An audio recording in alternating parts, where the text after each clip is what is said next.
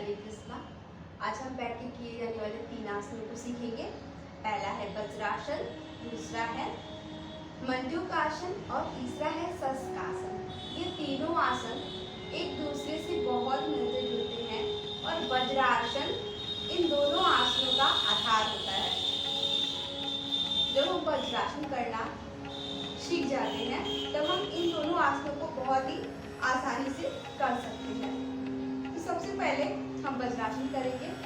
वज्र आसन अर्थात वज्र से तात्पर्य होता है मजबूत, और एक और अर्थ के रूप में हम समझ सकते हैं कि इंद्र का वह मजबूत अस्त्र जो बिजली उत्पन्न करता है। इसलिए जब हम वज्रासन करते हैं और वज्रासन करते करते सिद्ध हो जाते हैं वज्रासन में, तो हमारा शरीर जो है वो वज्र के समान मजबूत हो जाता है। अब चलिए हम वज्रासन को करते हैं।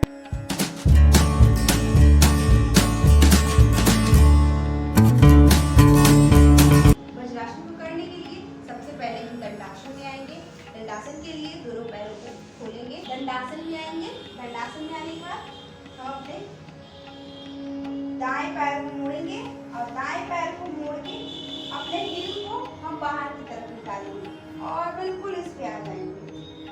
फिर अपने हम बाएं पैर को मोड़ेंगे, मोड़ते हुए हम फिर इसके हील को भी बाहर की तरफ करेंगे और हील को बाहर रखते हुए हम अपना रख देंगे बीच में जो खाली स्पेस है।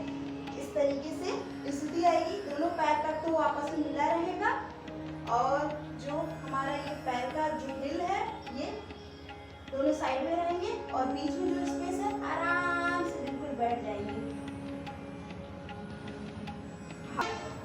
घुटने पर रखें, आपकी स्पाइन स्वयं ही सीधी हो जाएगी, गर्दन सीधी रहेगी। अब श्वास सामान्य गति से लेते रहें। आप हाथों को गोल में भी रख सकते हैं, बिल्कुल इस तरीके से। अब ये जो स्थिति है ये वज्रासन की स्थिति है।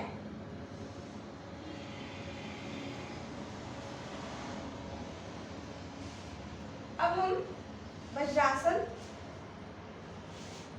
के लाभ को जान लेते हैं और साथ ही इसे नहीं करना चाहिए, कितना देर करना चाहिए, इनको हम एक एक करके जानते हैं। तो सबसे पहले समय की बात करें तो वज्रासन जो है अपनी क्षमता के अनुसार शुरू में आप 10 सेकेंड बैठे, 20 सेकेंड, 30 सेकेंड और फिर इस तरीके से आप 1-1 मिनट तक अभ्यास करें धीरे धीरे।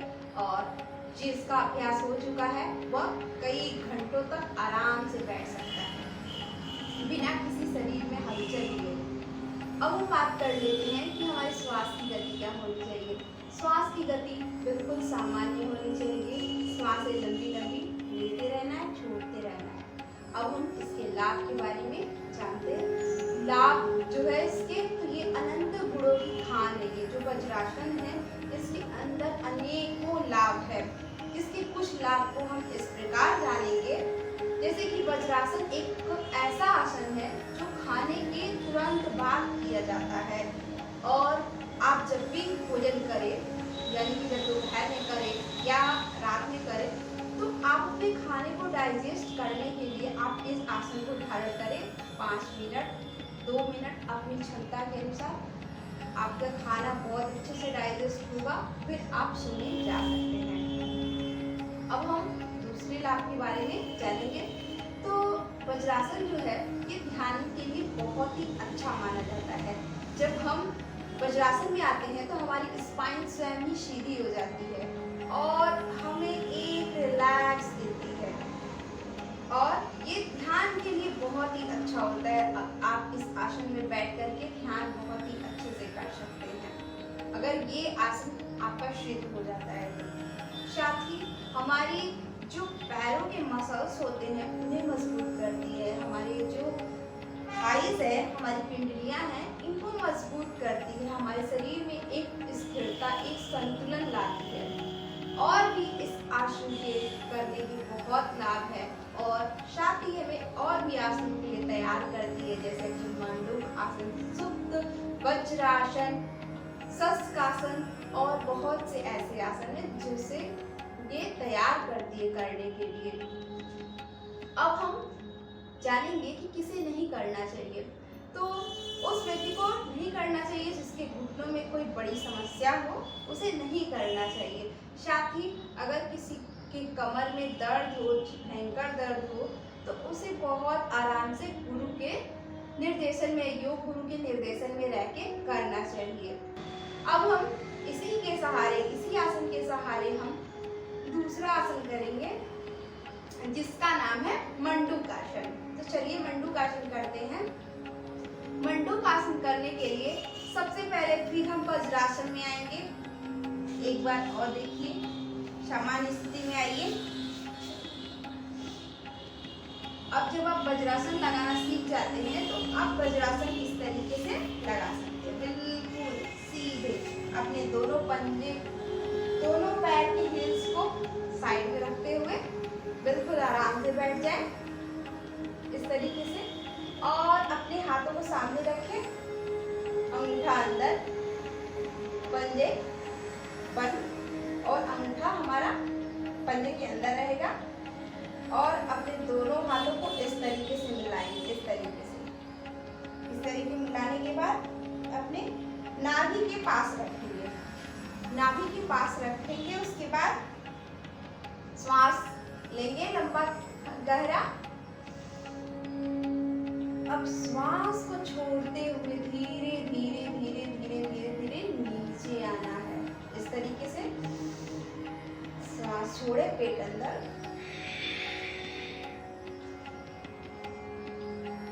सर ऊपर की तरफ।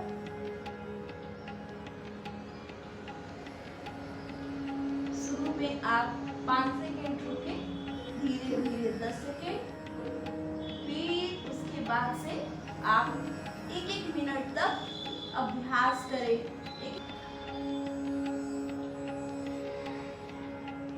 शुरू में आप मंडूकासन करें तो श्वासों को आप कुंभक ना लगाएं, लेकिन अगर आपका अभ्यास हो जा रहा है तो आप कुंभक लगाएं।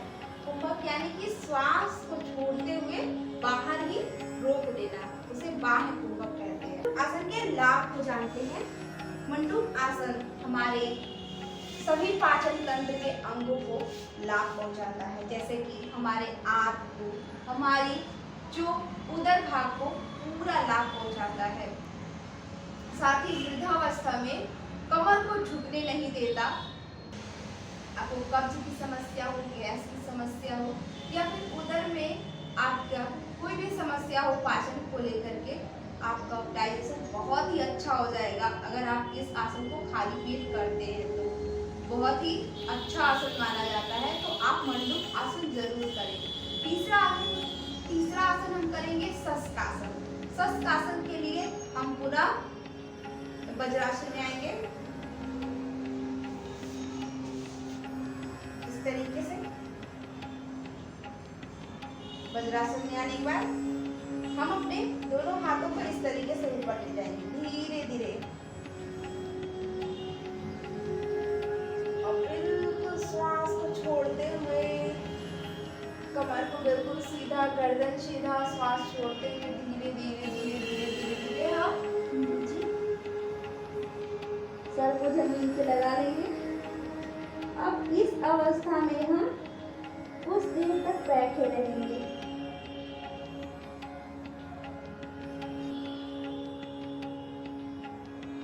धीरे धीरे श्वास को भरते हुए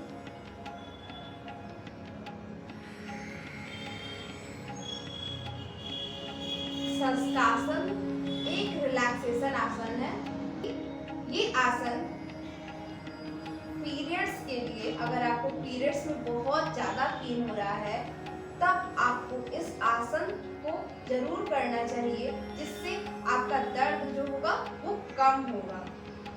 और साथ ही हमारी कमर को भी बुढ़ापे में झुकने नहीं देता है ये आसन। और ये एक ऐसा आसन है, इसको करने के बाद आपको शांति महसूस होती है। आप बहुत ही ज़्यादा अपने आप में स्थिर, शांत महसूस करते हैं। कुछ ऐसे संवर्धनात्मक आसन होते हैं जैसे कि चक्रासन, धनुरासन, सर्वांगासन, शीर्षासन, इन सारे आसनों को करने के बाद हम इसी आसन में आकर के अपने शरीर को रिलैक्स देते हैं। तो आज हमने 3 आसनों को सीखा, शशकासन, वज्रासन और मंडूकासन। इन तीनों आसनों को हमने एक एक करके सीखा और निश्चित तौर पे आप इन तीनों आसनों को अपने जीवन में अपनाएंगे और आप इसका लाभ जरूर लेंगे। उम्मीद कर, और कोई भी आपके मन में कोई भी डाउट्स हो तो उसे कमेंट के ज़रिए आप ज़रूर पूछें। अभी के लिए मैं अपनी वाणी को विराम देती हूँ। हरे कृष्णा।